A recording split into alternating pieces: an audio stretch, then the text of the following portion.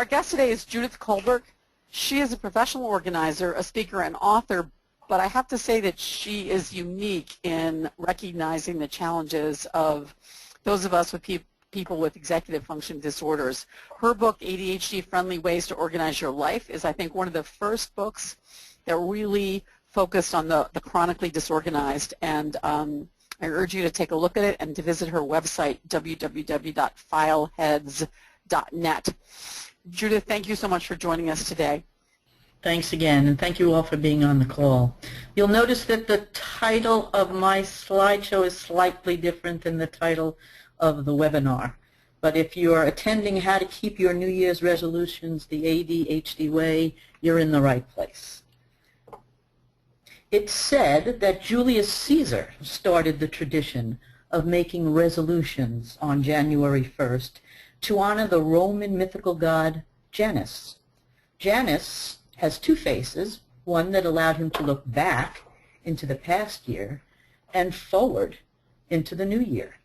So the new year has come to represent a time for a fresh start, for a clean slate. It also, somewhat seductively, lays out what we think is a whole year in front of us to carry out our goals and our resolutions, and also gives us enough time to get back on the horse if we fall off the resolution horse. Let's say you resolve to get organized in 2015. Could be you got off to a good start. Maybe you downloaded a productivity app that keeps your calendar and tasks all in one place, or maybe you cleaned off the top of your desk, or perhaps you deleted all those old emails. But chances are your original resolve has dissolved. Slide, please. In fact, only 14% of Americans succeed in keeping their resolutions past, guess which date? That's right, February 10th. So we're right on cue. Now, I don't have statistics on ADDers' particular success with resolutions, but I'm sure of this. Getting organized is a behavior modification resolution, and that's always tough for anybody. But behavior modification resolutions, whether it's getting organized or anything else, can be particularly tough on ADDers. Here's why. Low frustration level, chemically and emotionally, it's been proving that ADDers can be discouraged sooner than non-ADDers. So hanging in there might be undermined by years of other people criticizing you, or by a tendency to kick yourself, what we call self-blame, when at first you don't succeed. I see this all the time with my ADD clients in January and February. My ADD client Mark says, I went shopping for a tablet, but I ended up pissed off at the salesman in no time at all. I'm frustrated easily. I mean, I research the best prices using my shopping app, but there's always a little gotcha. I just spend a lot of my time just plain frustrated. Well, Mark's fuse is a bit shorter than non-ADDers, and so what we did was, just as an example, we worked on a checklist, a short one, for what he wanted out of a tablet. And we did a lot of pre-shopping online, and then we did the magic. We limited the choices down to 2 or 3, really important. And then we went to the store, and he took one of those 3 models, you know, the names of the 3 models with him, and he went with his nephew, who's 22 and tech-savvy, and that was very productive. Because nothing will undermine productivity more than frustration. Literally, the stress hormones stop the brain from being able to think straight. So sometimes if you understand a low frustration level can be a part of your ADD, and it's not a personal failing, and you account for that, that can help you get through. Checklists and limiting choices are always a help with situations that involve decision-making. Another reason resolve dissolves is that ADDers often can't always call up from their memories what they've already learned.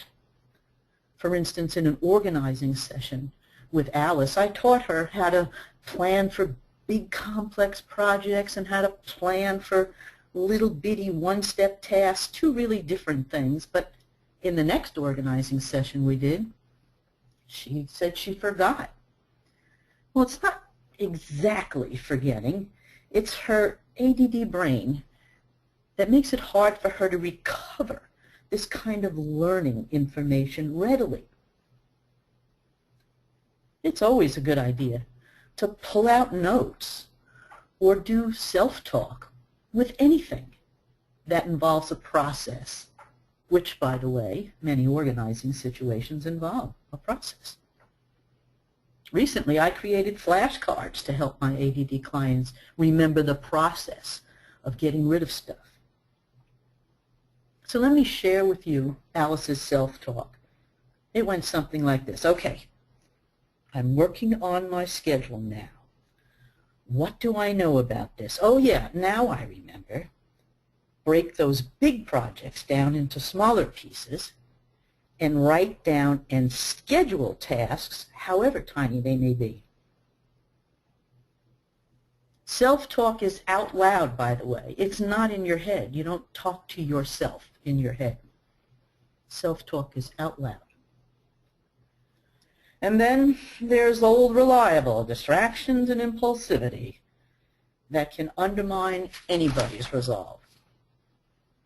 Hank's New Year's resolution is to get his car back into his garage. He lives in Boston, a very snowy place and a very cluttered garage. He said, I scoped out a whole weekend to work on it. This was before the snow, by the way. Man, did I underestimate that. I left out the time sopped up by impulsively running off to the hardware store to get some great garage gizmos and gadgets, and the distraction of stopping and oiling all my power tools. Of course, then we had the ice storm and the snowstorm, and there's my car at the curb, I think, covered up with snow. So what can you do to get back on the resolution horse when it seems your resolve has dissolved? Next slide, please. This time, go back and check if your resolution is consistent with your lifestyle. I mean, so many times ADDers make resolutions that are really different from their personalities, let alone different from their strengths and weaknesses. For instance, my ADD client David resolved to read and process his email every day, right? He gets 35 emails by lunchtime and over 100 a day. He reads really slowly. He types even slower. And his email responses are long and comprehensive, covering every point and contingency in every way possible. That's who he is. It's not going to change. Plus, he's highly distractible, so while he's reading his email, David takes every phone call. He responds to all the text messages, and he never met a tweet he didn't like. It's just not his style to sit down for hours on end exclusively focusing on reading and responding to email. So making resolutions that are way outside your personality or lifestyle are doomed to fail, ADD or not. So David and I took a breather and we tried to figure out how to align this resolution more with who he is and how he actually works. And so he continues to take calls and texts on the run, and he tweets like crazy, but after 5 o'clock. And he checks his email every hour. Not perfect, but the best we can negotiate. You've got to align your resolutions in some accord with who you are fundamentally. That's the first thing. This time, give yourself time. Modifying behavior is really hard work. Why would you be able to change in a month what you've been doing a certain way for 10 years or 20 years or all your life. Behavior modification is a big deal with the potential impact to change your entire life, so give it the respect it deserves by allowing yourself time to make these important changes. People who are successful at making New Year's resolutions that last the whole year say it took about 3 to 5 months for that behavior modification to solidify. And by the way, there's nothing that says you have to make a resolution on January 1st. If another time of the year represents a fresh start to you, to make an annual commitment, go with that. I have a client who makes her resolutions on Rosh Hashanah, the Jewish New Year. Your birthday might be a better annual occasion to kick off a resolution. And if your resolution involves your spouse, well, an anniversary date might hold more meaning, give you more motivation. This time, break it down. Breaking down things is a tried and true tactic for modifying behavior. In fact, the word resolution comes from the Latin verb solvere, which means to break down. So you remember Mark and the snowstorm in the garage in Boston? Well, he and I broke down that garage project. One weekend, we just cleared out excess stuff, did all the recycling, got the bad stuff out of there. Next weekend, we assembled new shelving and new pegboards. And a few weeknights we dedicated to just those smaller special projects inside the garage, because every big project spawns little projects. So each night, one night we just oiled tools, another night he just fixed a bicycle, another night he put all the tools up on the pegboard, that kind of micro task that very well could take him off the big picture of organizing the garage. Took Mark and I the equivalent of 7 days to break down the garage project instead of the 2 or 3 that Mark had projected. But the car is parked in the garage. Yay. So here's a quick exercise. You can start now if you want and complete when you get off the call. Just turn the handout over. Write a really broad behavior modification resolution at the top. Lose weight, quit smoking, whatever, at the top of the page. Get organized. And down below it, just write 1, 2, 3. Just write in 3 steps that break down the goal into smaller steps, just to get you started, okay? It's not going to cover everything. Because getting started, after all, initiation, is always an ADD challenge. This time, get more support. Next slide, please. Every resolution or goal that involves behavior modification is best accomplished with somebody.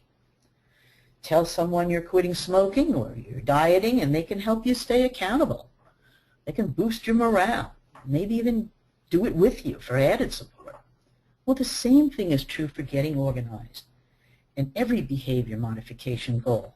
Here's a great quote. Sari Solden, Women and ADD, says, expand your idea of organizational help to include other people to help you. You need to get over the obsession with being, quote, an organized person or trying to, quote, keep it together in the same way non-ADD people do. A disorder, after all, means something is not of average difficulty for you, and you might need a higher level of organizational support than other people. Next slide. Support might just mean another set of hands, or someone else there to keep your morale up, or someone with the expertise you don't have, like how to buy a tablet. There's so many other ways to get support now. You can join a meetup group. You can join an online support group. You can join a live support group. You can find a coach. I'm telling you, ADD Magazine, by the way, is an excellent resource for support groups and coaches. And I hope you'll consider hiring a professional organizer if you really need somebody to help you through a behavior modification goal. You can get one at www.challengingdisorganization.com. It's on your resource page. Next slide, please. Or maybe the kind of support you need is what we call a body double. Years ago, an ADHD woman diagnosed at 62 called me from Savannah, Georgia. She called me when she was 70. She said, my husband and I used to think all this stuff around here were treasures, but now it's just junk. There were lots of papers on her desk and files all over the place in her cluttered office. And when I arrived, she said to me, here, sit down beside me, which I did. I sat down next to her at her desk. And while I sat there, she was opening accumulated mail and paying bills, and filing and shredding and tossing things out, and I'm sitting there quite quietly, not offering any organizing help, not even any organizing advice. I'm doing little under-the-radar things like slitting open envelopes with a beautiful silver letter opener and alphabetizing her business cards. And an hour passes. I'm doing all these little passive things, and she's running around like a nut on I don't know what, getting organized. She said to me after an hour, you're a good organizer. Here's $60. And I thought, what was that? I had no idea what this dynamic was, and I learned from a colleague of mine named Linda Anderson, who's an ADD coach, that this is a very special kind of support. It's called body doubling. Body doubling it's passive and it's non-obtrusive. A body double kind of serves as an anchor, anchoring your client or you to an organizing task. And a body double can also serve as sort of a mirror, mirroring behavior. This is me sitting with my body double. We're organizing my desk now. Body doubling is great for ADDers, especially for boring activities, which many organizing tasks are. I make a big apology to my industry, but it's true, like purging emails or organizing your desk, doing your taxes, or filling out forms. You know, you need a body double. I tell my clients who are parents of children with ADD to just be a body double in the room with them when they do their homework. Don't help them with the homework, not unless they really need it. Just sit and work at your computer or read a book in the background, unobtrusive. Be a passive anchor, anchoring your kids to their homework. A client once told me she has her dog sit in the room with her ADD child who struggles with reading. With the dog in the room passively snoozing away, the child seems to focus better on the reading. And turn your handout over again. On the reverse of the handout, write down the name of someone you can ask to be a body double. You know, they have to be passive. They have to be supportive. They have to be compassionate. You can find out more about body doubling in the book, ADD-Friendly Ways to Organize Your Life, or Conquering Chronic Disorganization. Both the books have it, and they're available hard copy, downloadable PDF, Kindle, Nook, so on and so forth. Next slide, please. Now this time around, with your behavior modification resolution, try using a little bit more technology, just as much as you can easily manage. There's an app, for instance, called Priority Matrix that can help you break down a project. There's an app for scheduling tasks with reminders and alarms that go off. There's apps for note-taking, for recording and playing back self-talk or affirmations. Meetup has an app. Attitude Magazine has an app. There are apps for taking medication, for reminding you what to eat, for eating healthy meals, for routines for getting to bed. Apps, apps, apps. YouTube videos can show you how to organize anything. You can see it visually, right? Everything from a 10,000 square foot house to the junk drawer in your kitchen. and all your digital stuff as well. If you're an audio learner, podcasts are amazing. You can go to iTunes and search keywords, and there's free content everywhere. Tap into your Facebook friends for recommendations about ADD resources like great calendars to use. Should I use a hard copy one? Should I use a web-based one? Should I use ask them. They'll tell you. Consult with your LinkedIn network about finding a coach. I mean, chances are you already have a supportive online community. I'm just saying, use it.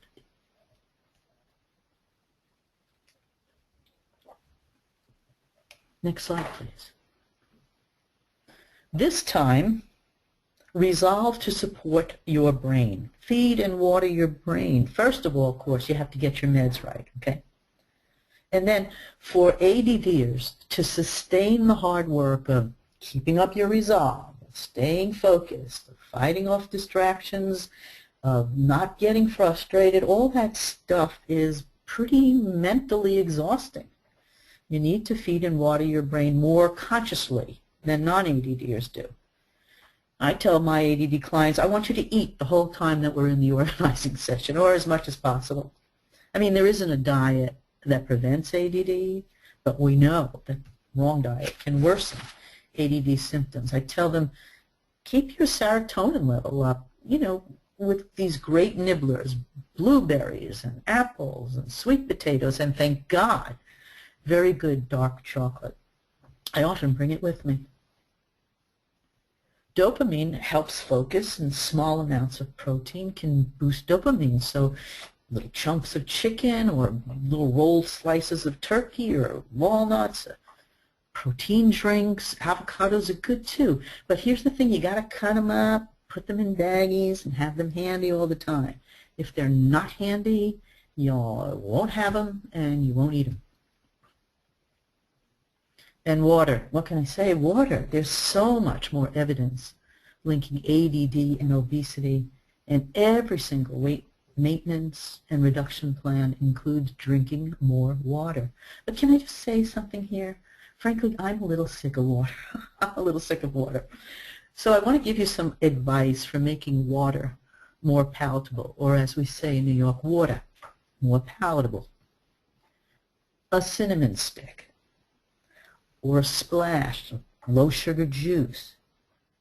Buy what they call a fruit infuser.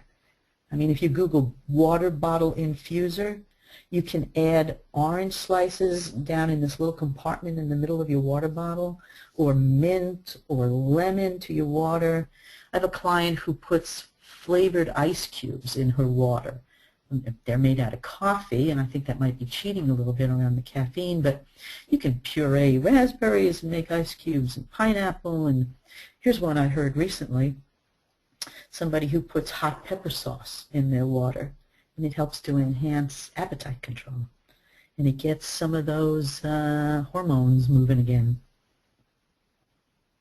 So if you did nothing else, but you resolved to improve your meds, your food, water, and exercise, you'd make a world of difference with your ADD. Next slide, please. Everyone else probably criticizes you. Don't pile on self-criticism. I mean, if something goes wrong, you're an adult. Let's do this. Let's figure out what went right and what went wrong, and let's make adjustments. Was your resolution way too unrealistic? Did you not break it down? Was it incompatible with your lifestyle? Did you try too hard to go it alone? Take the time to step back and figure out what went right, what went wrong. Remember, failure is usually short-term and temporary. Stay in it for the long term. It may take 3 months to solidify a behavior modification goal. People who quit smoking report quitting 6 times before they actually quit. But each time they learn something a little bit new about quitting smoking. I remember when I stopped smoking, I learned that I could not go to a bar, because if I went to a bar, I associated drinking with smoking. Couldn't do that. Of course, this was a long time ago when I used to go to bars. I learned that I couldn't be on the telephone. We used to call them telephones in those days, because I couldn't carry on a conversation without a cigarette in my hand. I learned something each time I messed up until I finally stopped. Take joy even in the smallest progress towards your goal. My experience is that adult ADDers are kind of split on the issue of rewards, but if you respond to rewards, my goodness, please do that for yourself. Other people, ADDers, see no value at all in the reward system, but I leave that up to you. I'd actually love to hear your views on rewards. Next slide, please. So just a couple of words about some of the resources that are available to you. I mean, ADD Magazine is really terrific. If you want to order some of my products, they're at squallpress.net. You can reach me at Fileheads. ChallengingDisorganization.com is where you can find an ADD organizing specialist. And ADD Connect is a pretty good site for finding an ADD coach. So let's take some questions. You can ask questions about, behavior modification resolution making, or getting back on the horse, or even about getting organized. Thanks so much, Judith. That was really helpful. I guess at this time of year, one of the things that people are thinking about are very big goals. So here's someone who says, Angie, who says, how do you tackle a multi-year goal? Learn to play the piano, speak a new foreign language. I mean, something, that's really a life goal. How do you focus on something like that? Well, we talked about this concept of breaking things down, but I want to add just kind of another layer to it. So what I would do there is I would set some interim goals for learning how to play the piano, for instance. And I would also add on to those goals that it be quantitative. So like in the first 6 months of going towards this goal, I will learn to read music by sight. And that will take 6 months. In the next 3 months, I will find someone who I can practice with. And I will practice, I'm going to dedicate myself to practicing 2 hours a week. So you set the interim goals over a long scope of period, but you make those goals really measurable, quantitative, so you know where you stand with those interim goals. I think that that's going to help you. That's a great suggestion. And I guess quantify and break down is a key Yeah. right, to, yeah. Okay. Especially those big, long goals, sure. Right. Here's I don't know if this is a crazy question or not, but here's something that comes up a lot, and there are many people who've posted about this today. People say that they come up with goals, or they make to-do lists, but they don't remember to look at them, or they can't. There are a lot of memory issues. I can't remember that I set those goals. I mean, to what degree is memory an issue in terms of achieving goals? Well, there's two kinds of memory that ADDers have a weakness in, and one of those is called prospective memory, remembering to remember when you need to remember it. So you have, let's say, a library book that you need to return to the public library, so you need to remember to put it in the car and remember to bring it into the library just as you're passing by the library in your car. And that's called prospective memory. It's memory for future events. And that's, there's a lot of research that ADDs have a little trouble with prospective memory. And the other kind of memory that we have a little trouble with, not we because I don't have ADD, but the global we, is this thing called working memory, which is that sort of scratch pad memory, where you want to put something down in your memory to retrieve in a very short amount of time so that you can use it again. Like my client was reading a book and went to the index of the book and looked up the word distractibility, and there were 3 entries, page 11, page 51, page 17. So she goes to page 11 and reads the little paragraph on distractibility, forgets the other 2 pages, has to go back to the index, look up the word again. Distractibility, find the other 2 entries, go and look up the second entry, she forgets what page the third entry. Very kind of typical, holding that little bit of information in your working memory to use right away. It could be a phone number, it could be a website address, something instructional, a process, very common for ADDers. So here's something that we know, is that the nice thing about the digital era that we live in is that there's dozens of ways to, quote, write it down so that you can remember it. And I don't just mean literally writing it down with a pen on a piece of paper anymore, although I can tell you that if you meet an adult who has ink on their hand, they are no doubt ADD. But the other ways that you can capture and remember things are multiple. You can leave yourself a message on your voicemail. You can download digital Post-it notes that will pop up on your screen on your computer. You can use, obviously, tangible Post-it notes all over the house. You can use a reminder app that will send you a text message to remind you about things. You can use an audio app that will send you an audio reminder, which will talk over your cell phone, take your meds or whatever. There are all kinds of alarms and ways to get reminded about things that are sort of a prosthetic, if you will, for your memory that abound. And I think that once you start playing with these things, they're actually kind of a lot of fun to explore all the ways that you can be reminded of stuff. Judith, you mentioned apps several times, and do you have a short list of ones that you specifically like that you would recommend, or do you think it's individual? Your magazine just did a terrific article on. We did 40-some apps, right? Yeah. Productivity apps for ADHDers. Right. And there's also a class that the Institute for Challenging Disorganization just put on with a similar title called Productivity Apps for ADHD. And for $39 you can take that class. And again, you have the website on your resource page, but I'll mention 1 or 2.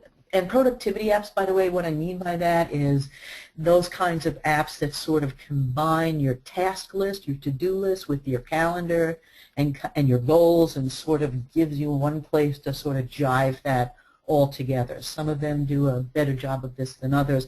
One that my clients over and over keep telling me about in terms of productivity is something that's, I think it's fairly new. I haven't even used it myself yet. It's called Zenday, Z-E-N-D-A-Y.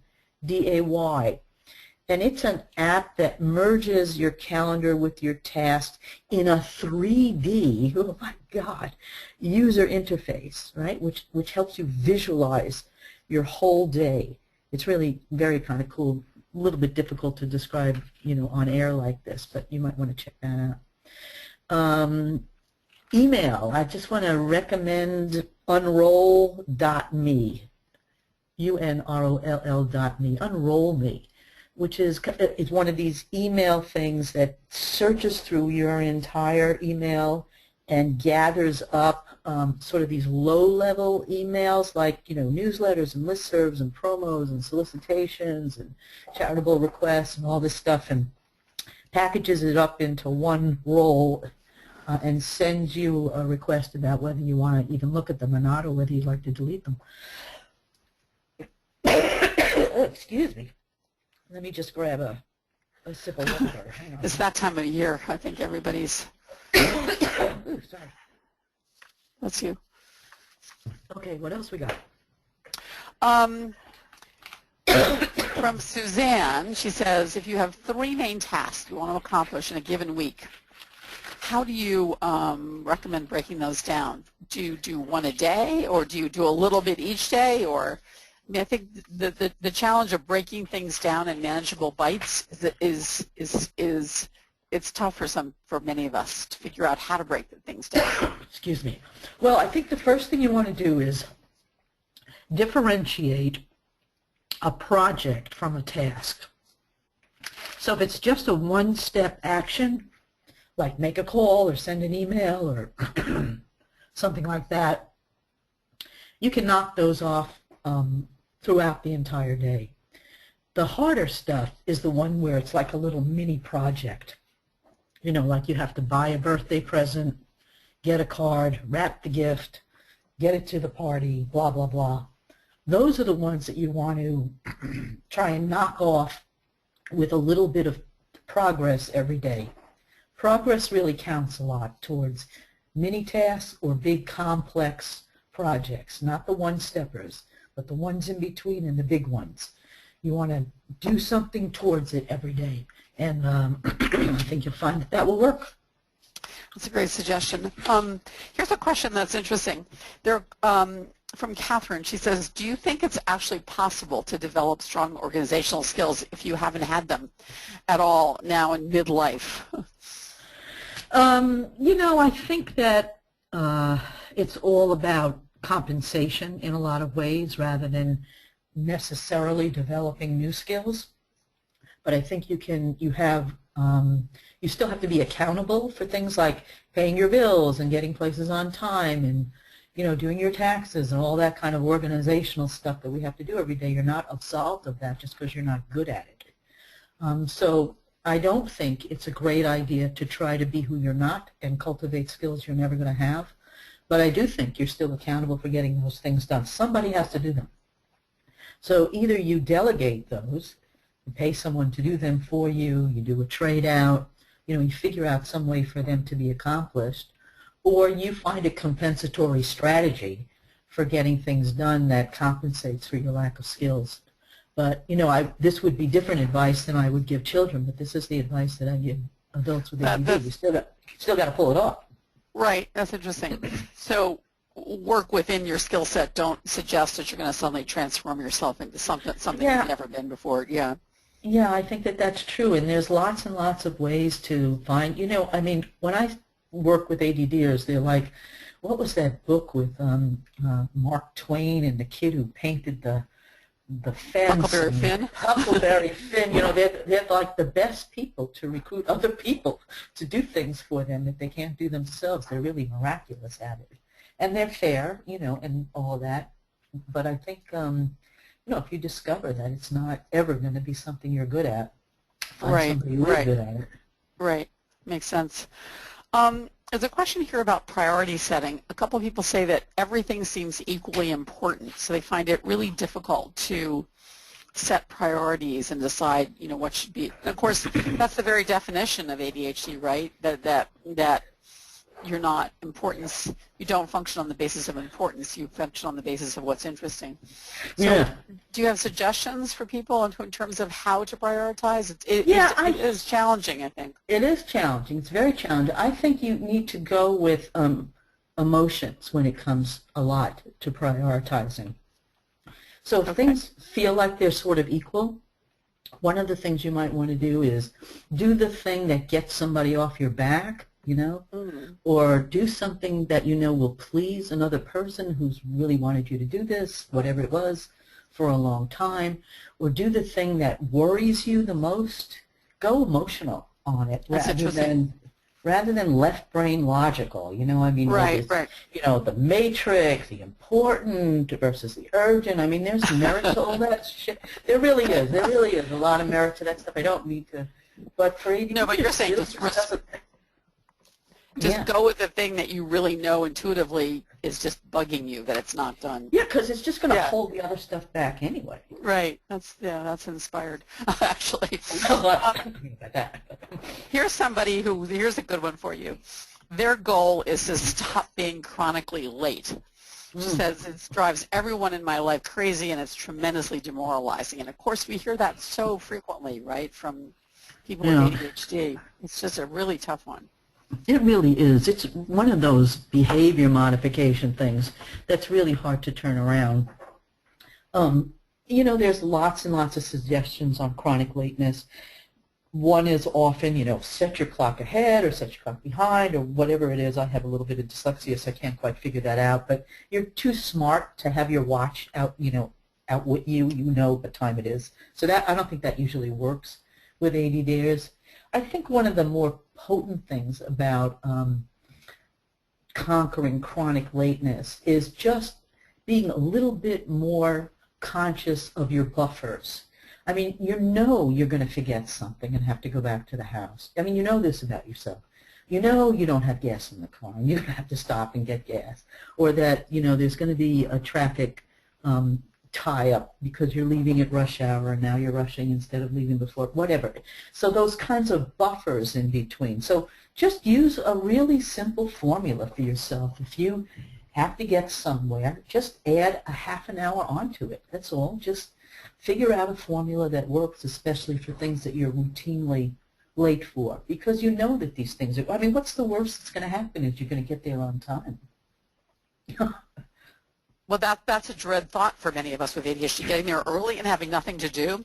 That's kind of a nightmare, you know. Well, yeah, and I love that you brought that up, because sometimes I think it's really important to sit back and figure out what you get out of being late. Right, right. Okay, because I'm not, you know, I don't want to go like full Zen or something on this, but there is something in it for you at this age with this level of insight that you already have about being late. You really have to come to terms with what do you get out of it, and is what do you get out of it worth what you're doing to yourself and other people. I mean, you're right, one of the things that ADDers often get out of it is jet propulsion, for one thing. You know, when they are late, they move faster. Right. The other thing that they often get out of it is that this fear that if they get there early, that they're, you know, don't quite know what to do with themselves. So have something to do with yourself. Now we have these smartphones, and I think that they've really helped people who can't stand idle time or who get bored easily. I mean, obviously everything can be done too much in excess. I get that. But it's also a way to absorb a little bit of time that you might have that for whatever reason you didn't feel like you wanted. Mm-hmm.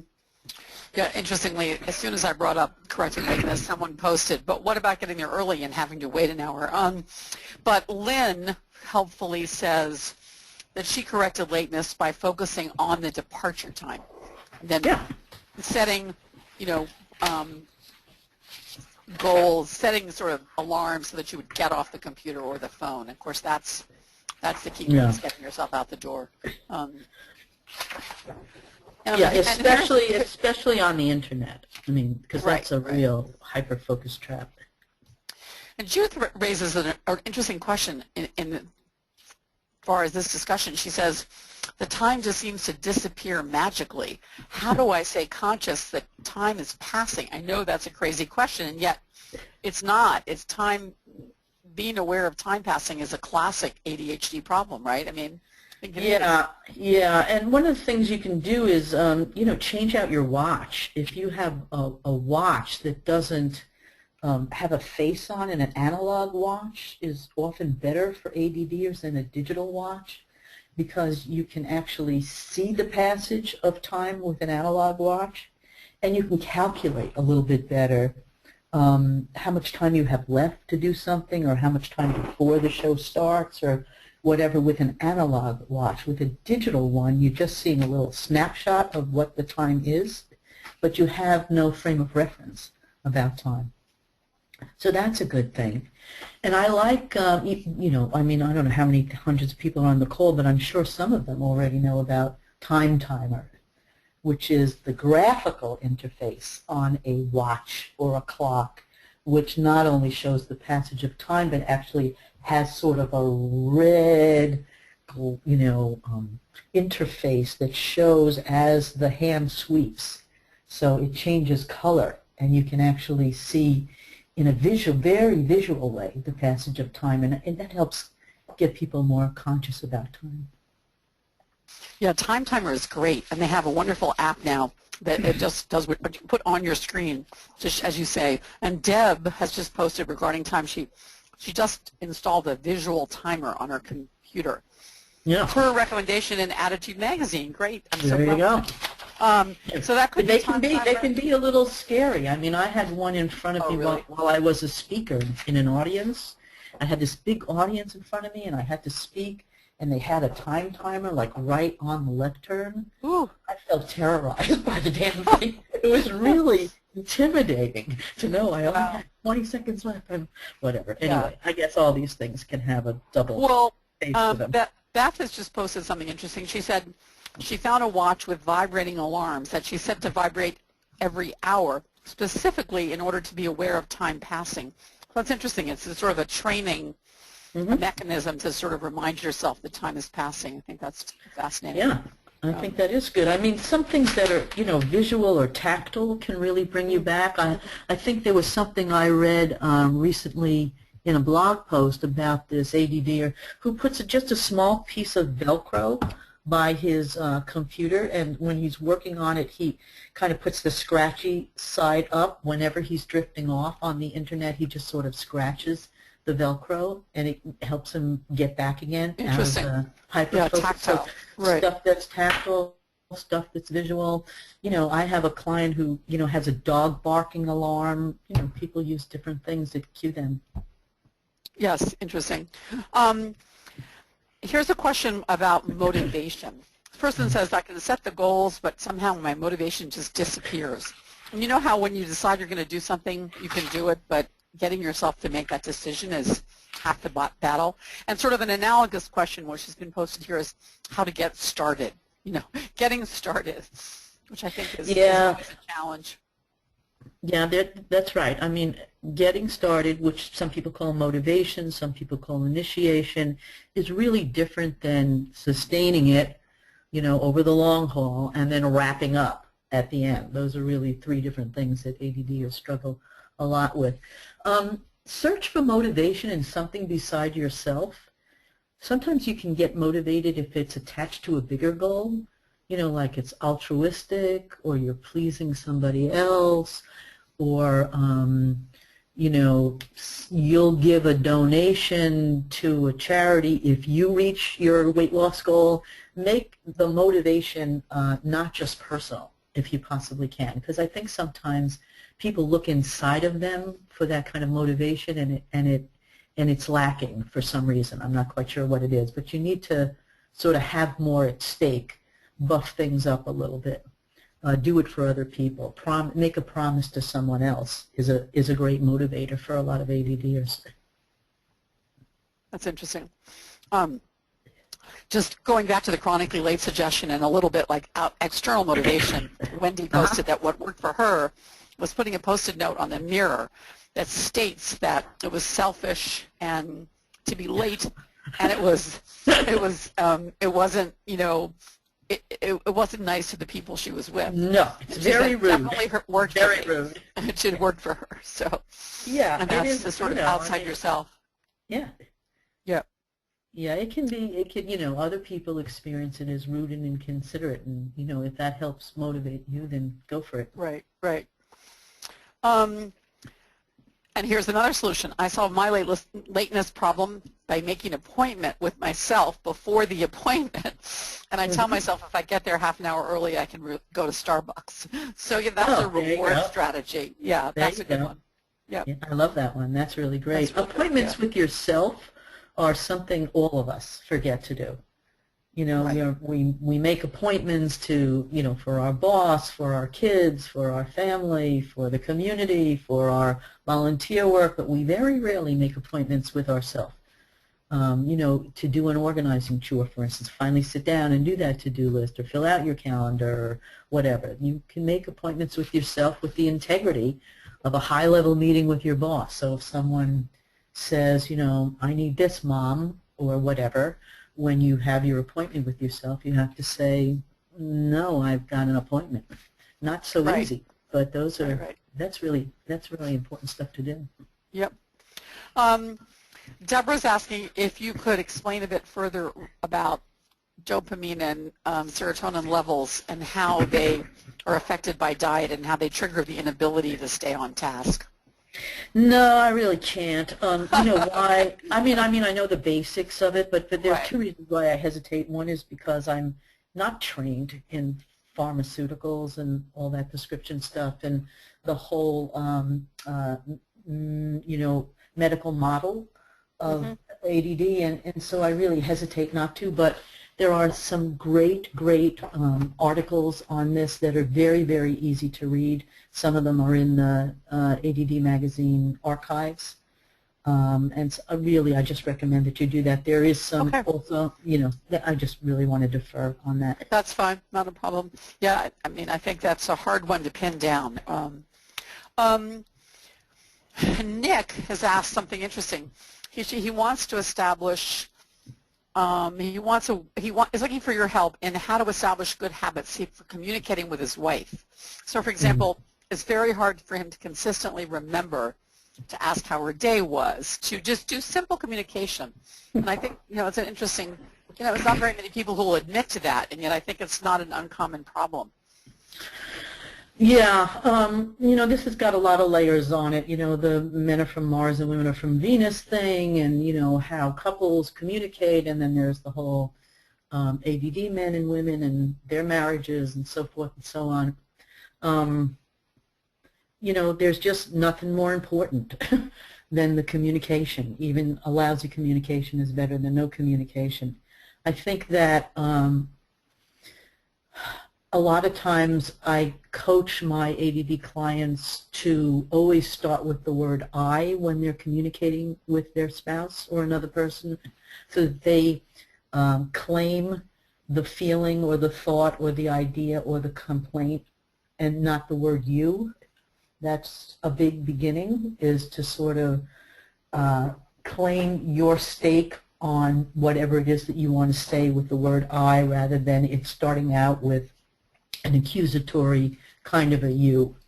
And that's one of the communication tools that I've learned over the years when I talk, especially with ADD couples, around getting organized. You do this, and you leave that stuff there, and you never follow up, and you're the one who buys all the clutter, and it kind of just goes up there. So instead it goes, I need a clean space, or I need to come home and know that there's going to be a spot on the table for me to put my plate down. This is what I need. And that just really changes things completely. That makes sense. Yep, good suggestion. Here's a question from Alex. He says he has, or she, I'm not sure what Alex is, male or female, she has trouble moving from one task to another. So if I don't think I can finish something, I end up skimming a bunch of things and not getting anything done. How do you make yourself feel like you can move on, or you've accomplished, or you can get a chunk done without finishing, and how do you make those transitions? Transitions are tough for ADDers. Sometimes some ADDers, even when they walk from one room to the next, have a whole different mental attitude, or they forget everything that happened just 5 steps ago in the other room. It's really amazing the effect of transitions on ADDers. I think one of the helpful things you can do is to discover ways to figure out where you left off. And there are a lot of creative ways to do this. Obviously a very simple, low-tech way to figure out where you left off with doing, say, the laundry is to bring an artifact with you. Bring a piece of the laundry with you when you transition to the next task, whether that's a washcloth or a sock or whatever it is. Just grab an artifact that will tactily remind you of where you left off. You can also just leave yourself a note, with an arrow on it, where you're reading something and you have to get back to it. If you're doing the mail, you're opening up the mail and you get distracted and you're off on doing another task, well, bring an envelope with you. You can put a Post-it note, you can put a blank Post-it note in the palm of your hand, and it will still act as a reminder, kind of like the old-fashioned rubber band around your finger. It doesn't even have to say what you forgot. Often it's enough of a tickler. So those kinds of reminders, and also where you left off with an artifact, is really pretty potent. That's a really good suggestion. Yeah, absolutely. How does procrastination fit into this, getting things done and meeting your goals? Oh boy, procrastination's a tough one. I mean, there's so much you get out of procrastinating. It's hard to argue with. It's really hard to argue with, because you really do get a great deal out of it. And so that's where I would start if I was someone who chronically procrastinated, is first figure out what you get out of it and see if you can substitute something that's healthier. Because procrastination in the short term is okay, but procrastination in the long term is nothing but stress. and it takes its toll on your body and your mind and, you know, your heart and your brain and your nerves and all kinds of things. So see what you get out of it and try to substitute something healthier. That's interesting. Victoria says, I over-communicate. I love talking to people, and I lose hours chatting to people even when I have terrible deadlines. I have to relate to everybody. This is killing me and keeping me from meeting my goals. What should I do? That's a tough one. Well, it's hard. I think I would remind her the saturation point of most individual people is much lower than her own. That, you know, average folks who are not ADD don't really absorb as much as some ADDers can absorb. You know, in terms of speaking a lot and talking a lot and communicating everything that comes into your head without any screens and without any filters and, you know, just spilling it all out there. The recipient, it's burdensome for us. It's harder for us to take it in, and we don't want to be rude or inconsiderate and cut someone off, but we don't have the capacity to bring that in. So here's what I like to tell my ADD clients who are talkers to do, is to make your most salient point first and then elaborate on it, rather than elaborating and then trying to circle back around to your point. So say the one or two most meaningful things first when you're in a conversation with someone, and then begin the elaboration. One of the things that's hard for ADDers is to read the body language of the recipient. And you can learn to be more sensitive to that and better at that. There are, you know, I can't teach you that, but there are experts who can, you know, ways to read people's body language where you know that you've gone over and you need to say things like, well, that's about all I want to say right now. What do you think? And turn it back into a dialogue, which is what most people want. They want a conversation. Okay, that's great. Angie said to tell everyone that A+ Calendar is a great calendar task app. She recommends it. It displays your tasks on your calendar on the day you designate, with a little box for checking it off, and she likes it because you can see it after you've done it. It doesn't disappear. So thanks, Angie, for that. Judith, we're out of time. Thank you so much, as always. You're incredibly helpful. And Thanks. just so calm and orderly. It's just reassuring just to listen to you.